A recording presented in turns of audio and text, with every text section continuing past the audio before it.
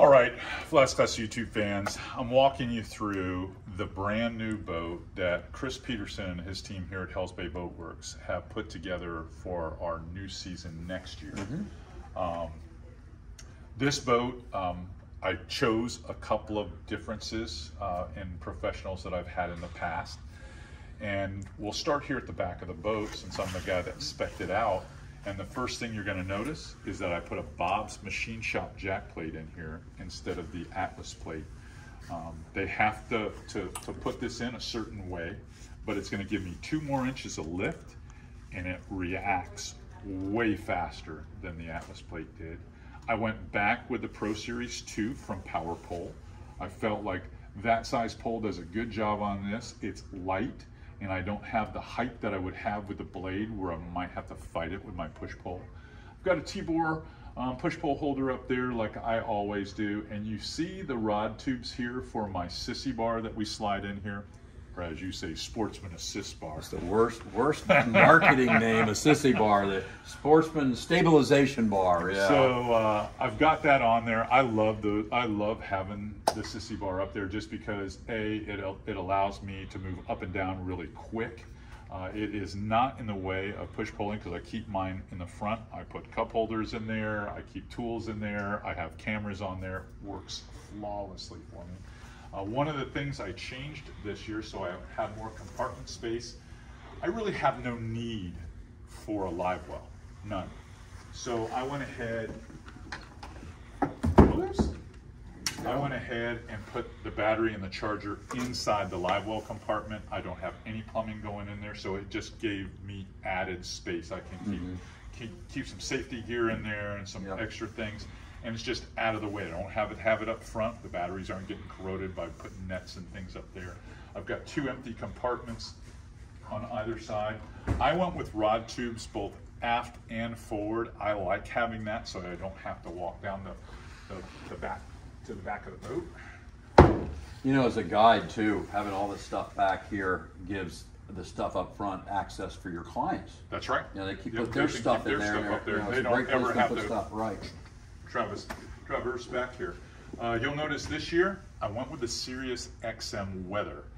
This is their antenna for it. It is a fantastic tool to have. I recommend it for any of skiff owners, especially if you're fishing in those zones where you're always having to buffer for your weather information. When I'm in Flamingo, you know, I don't have AT&T. I like to have it there. When I'm in Louisiana, I like to have it there. If I run offshore on a nice day to go grouper fishing where I live, lots of times I like to have it there for sure.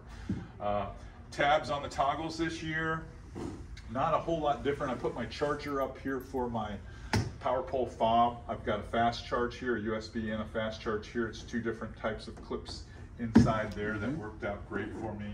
I have the Pro Trim switch for the jack plate right on the column. This is a tilt handle steering wheel, which is fantastic.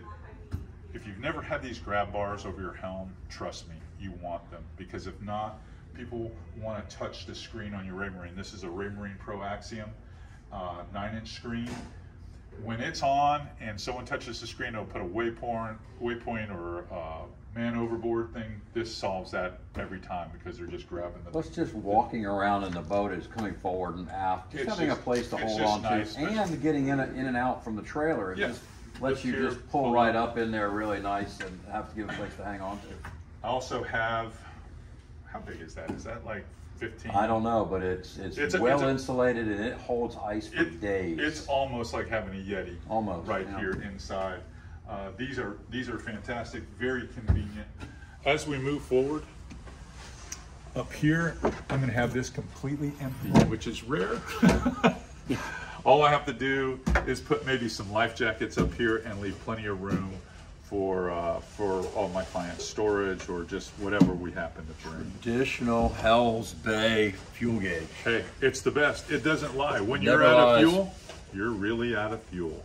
It's not your gauge. No. This, hey, what I tell everybody is the United States Navy uses this for billion-dollar ships. They have a guy with a stick that tells them how much fuel they have. So if it's good enough for the U.S. Navy. And if you use the other end, if you pull it out and you wave it into water, it's like a fish attracting magic wand.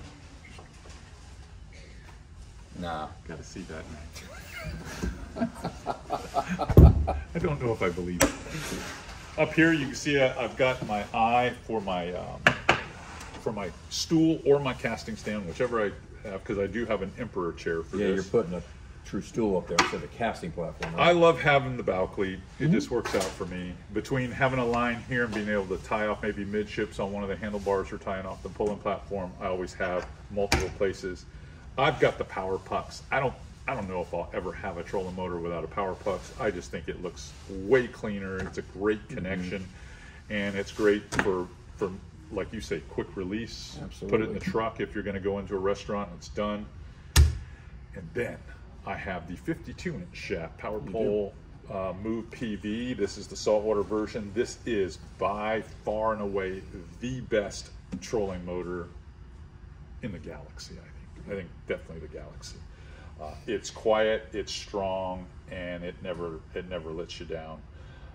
It's just, I've gone through grass, I fished this thing to death. I went from being 100% push pulling, never use a trolling motor, they're too loud, they're too unreliable, to once John got me one of these and put it on the bow of my boat, I'm push pulling like 20% of the time when I have to, and then I'm using this a lot.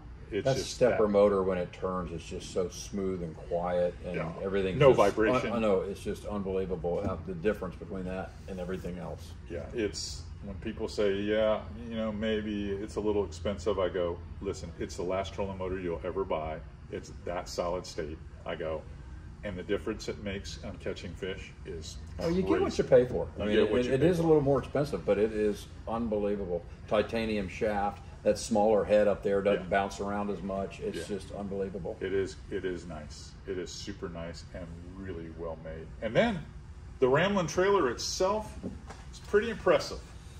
I mean, it's maybe the best trailer to travel on the road with the torsion axle suspension. It's open I-beam construction where nothing rusts. No, and the aluminum is anodized, so you don't get that chalking. And other components is all stainless steel on here. And at night, when these lights shine up on that bow eye, everyone's pretty impressed with that. Sexy. They think that's pretty cool. Yeah. Works out really, really good.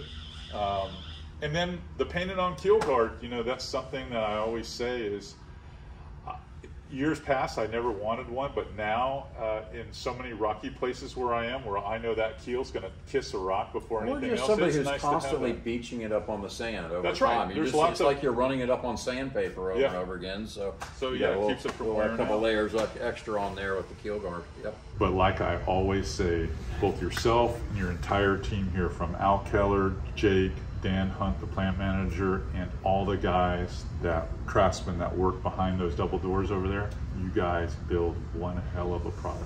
Oh, thank you. You guys really do. We made a lot of memories in these boats and plan on making a lot more.